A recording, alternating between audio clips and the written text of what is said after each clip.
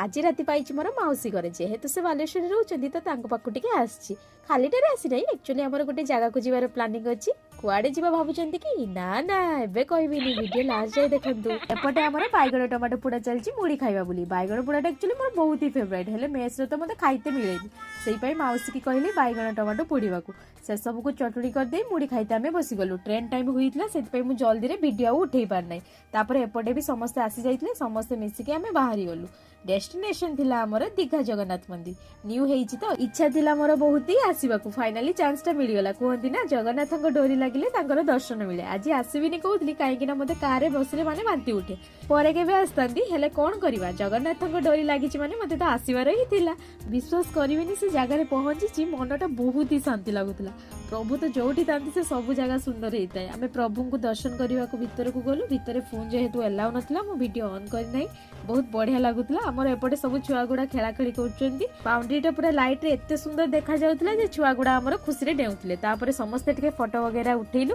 Gate बंद हेबार time होई जाइतला आमे बाहरी आसी किछि जिंस किना किनी करलु तापर आमे घर को पळै आसिलु आज दिनटी हमर बहुत ही बढ़िया करला पुनी देखा नेक्स्ट न्यू ब्लॉग रे जय जगन्नाथ।